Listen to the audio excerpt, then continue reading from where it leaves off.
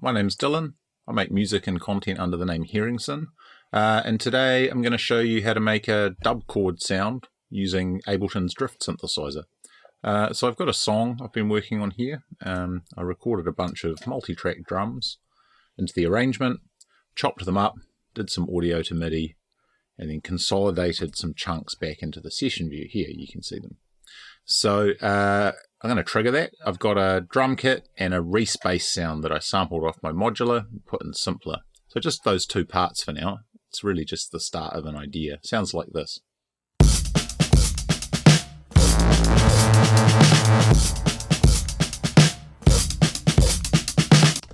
So I want kind of like a dub stabbity chord thing to go over this. And to do that, I'm going to show you how to program it on Push.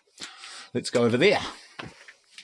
All right, so here we've got all the drum tracks and stuff. I'm going to fold the drum group up because I don't really need to see all those tracks when I'm working on Push. So I'll push it twice. Now I've just got my drums and my Reese track. You can see the sample there. So I'm going to add a new MIDI track.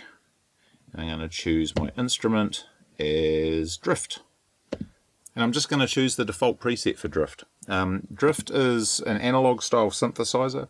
It's quite constrained in its feature set, but it sounds really good. So it's been designed that when you edit the pages for it on Push, you can kind of get at everything without banking around, and it's got a really musical parameter space. So first of all, let's just listen to the default sound. Sounds cool. It kind of sounds analog-y. It's using a sine wave for the second oscillator, which is down an octave. I want a brighter sound for this, so I'm just going to use a square wave like that, I think. Let's go over to the mixer, and for this sound I've got a few effects buses set up already. I've got a big reverb, the Ableton Echo. This one is the UAD Galaxy Tape Echo, and then the UAD Hitsville chambers from Motown, and the Capitol chambers as well. Let's put some effects on it because it's a big stabby dub chord. Oh,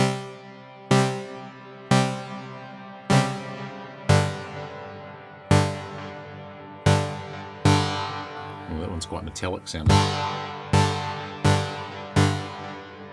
Alright, so it's got some effects on it now, but the sound is kind of not what I want.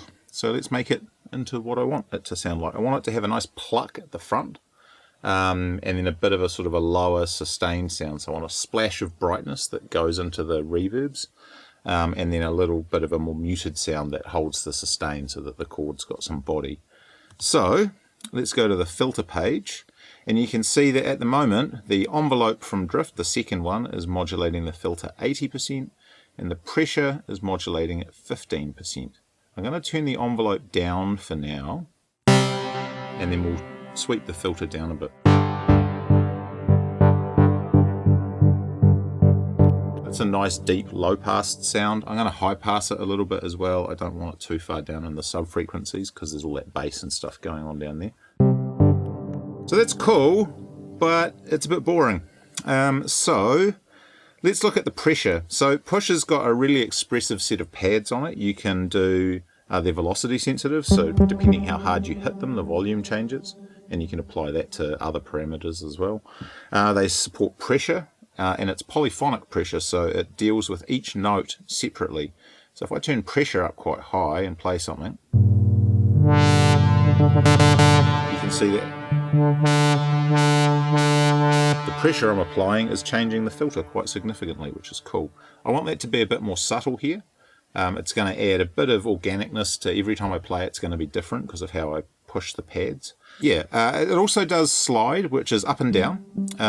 So per note you get where on the pad your finger is, and it can also do polyphonic pitch bend, which means you can bend single notes in chords like this.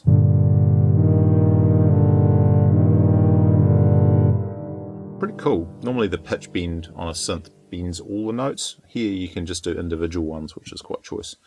What I'm going to do though is firstly we'll modulate the filter with the envelope to get the sound in the ballpark, and then I'm going to use some of the slide to make the sound change a bit more as well. So let's turn the envelope modulation back up again. 80% or so sounded pretty good.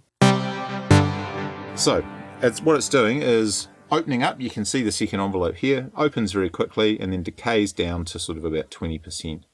That decay is too long. It's letting too much brightness through. I want it to be more plucky. So I'm going to shorten that. If I pull it right in, you can hardly hear it. Now what that's doing is letting a little burst of brightness into the reverbs, so you get that nice decay, but then the chord is still there in the background. That actually sounds pretty good already. I think that's what I like about drift, is it always kind of just sounds good. But let's do something else. So what you can see here in the modulation page is that shape is being controlled by slide by 5%. What that means is when I play, depending where I put my finger, the shape of the oscillator changes, which sort of affects the underlying tonality that's hitting those filters. I'm going to turn that up quite a bit more though. I want it to be a bit more extreme. So if I open that filter up for a moment, you can hear that when depending where I play on the pad, I get quite a different sound. It's almost like a hard sync kind of a sound. But what that's going to do is when I'm playing, it just means that every time I play it's got a bit of a different character, and each note will be slightly different as well. Let's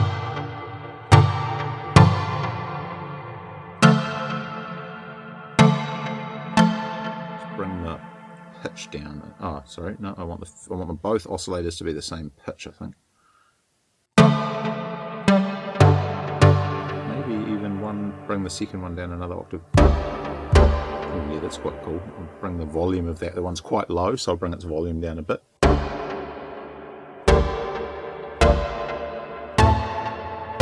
Yeah, so that lower sound with the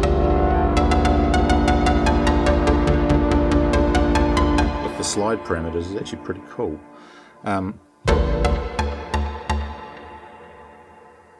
Okay, that's sounding pretty good. I like that. Let's try, so that kind of, those two chords there sound like they'll work.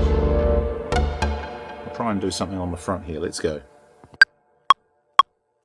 I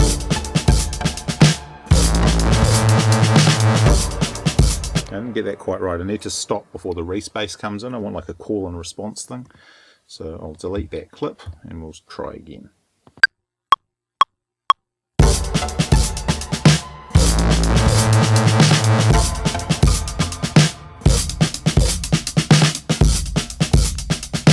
No, don't like that part either. One more time, I reckon I can get this. 1, 2. Yeah, there we go.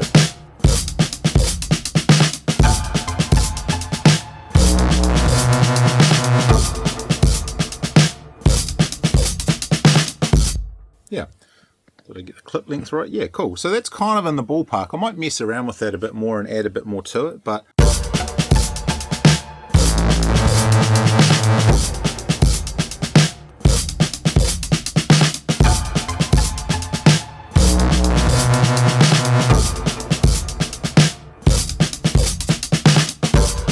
so what you can hear is that every time I'm playing the notes, they're all a bit different. I didn't have to go in and automate that. That all just came from how I played Push, which is pretty cool. So I'm going to go back to the computer now and we'll finish up. Yeah, so everything I just did, actually you could do on Push standalone. It works without the computer, but I started this session on the computer, and for working on like multi-track drum recordings and doing all the editing that I was doing in the arrangement, I like working on the computer. So I did that here, and then I walked over there to design that sound on Drift. I deliberately have Push set up separately from my computer so that it's kind of a change of mode from editing computer mode to playing mode. And this is what Drift looks like in Ableton Live. It's got quite a cool interface. It's only got one tab in it, so you can kind of see everything at once. And that's why it translates so well onto Push, because it's got all the parameters fit in one page of banks, which is nice. Yeah, so I'm going to be making some more stuff like this, showing different music production tips and tricks and things like that. If you like that, subscribe to the channel and there'll be more stuff coming along. Hope you enjoyed that. That was making a sound using Drift on Push. Thanks.